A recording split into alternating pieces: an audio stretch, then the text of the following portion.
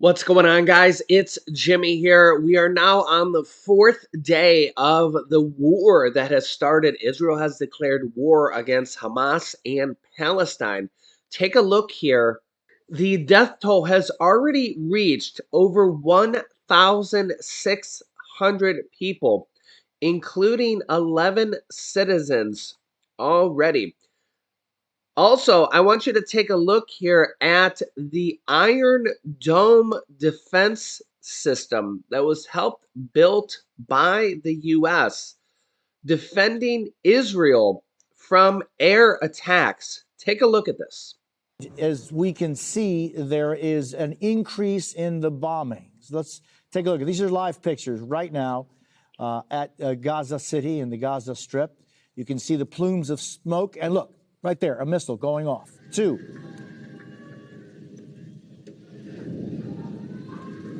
These are the sights and the sounds going on in Gaza City. I want to go straight to NBC's chief foreign correspondent, Richard Engel. He is in Ashkelon, Israel. Richard.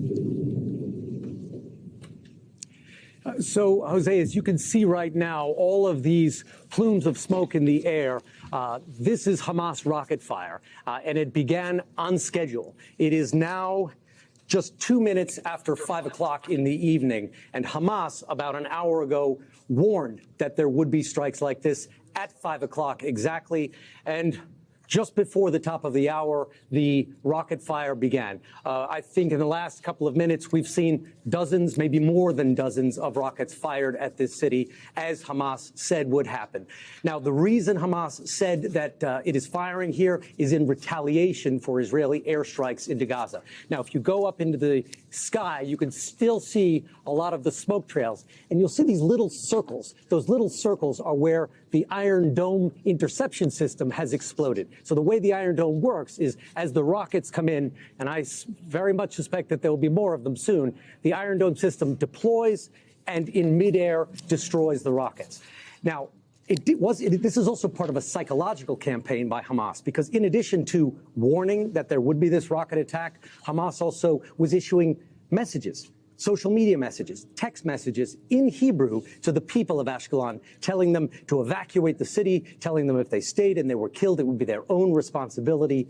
So this is part of the ongoing campaign by Hamas to not just attack Israel with its ground forces, the commandos or the terrorists that breached the perimeter fence and went on a killing and kidnapping spree, but also by firing rockets at civilian cities. Since we've been on, there was a little bit of a pause, and I think we can come back to you, or if we stay with us, we'll see if this is over or not. Now we're hearing it again, so Jose, massacre. Stay with us. There's Please, one. go back to Richard. There is a rocket. You can see it streaking in the sky right now, turning. There's another. This is being launched from a different site. So now you'll start to see the Iron Dome system taking them off.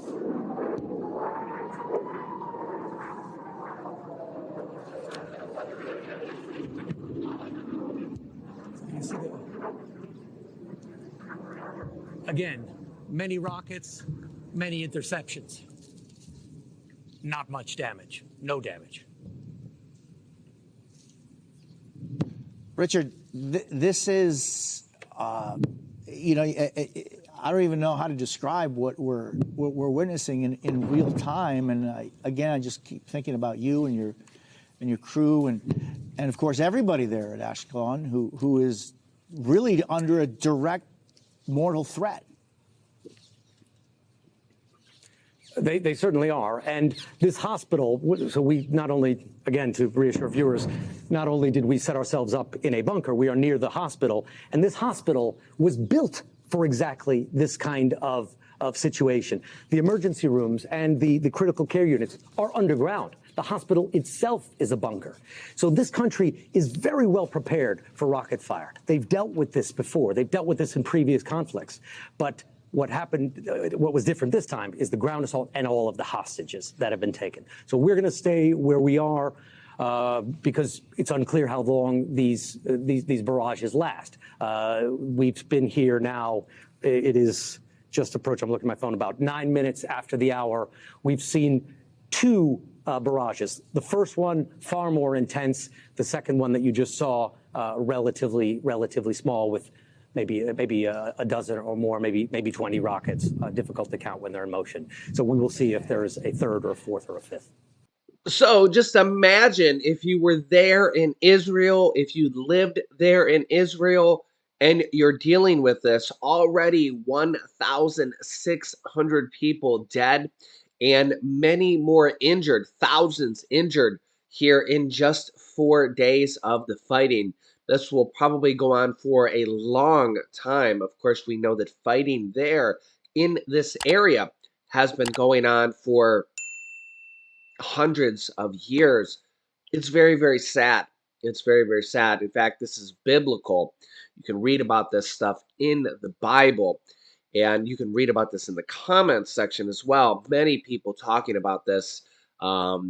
This is biblical, and it's sad that the world has come to this or has been dealing with this, and it's just, why do we have to do this type of stuff?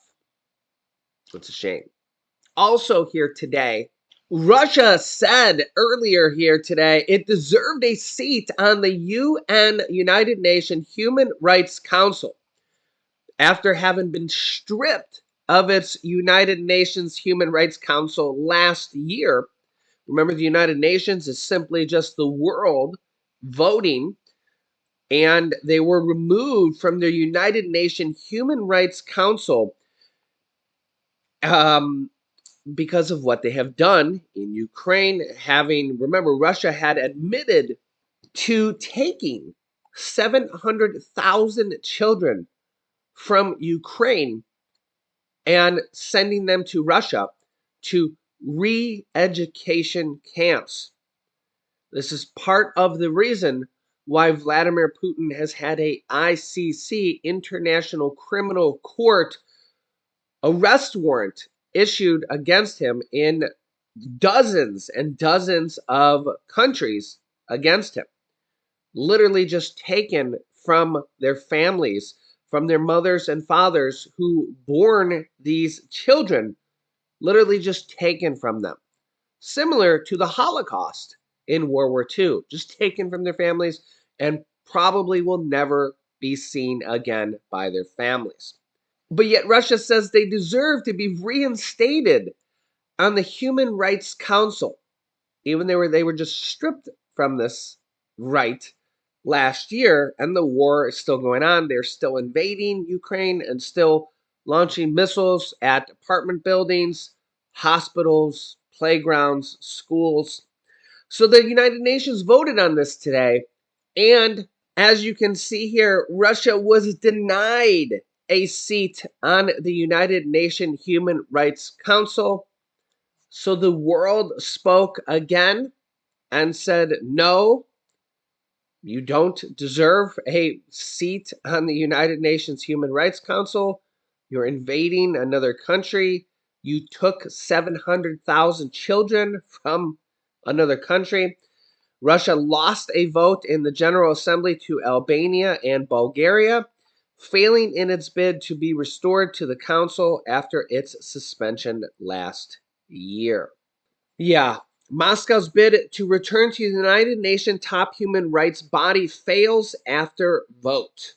In fact, Russia's suspension last year made it the first permanent member of the United Nations Security Council to have its membership revoked from any United Nations body. The first time ever to have its membership revoked from any United Nations body.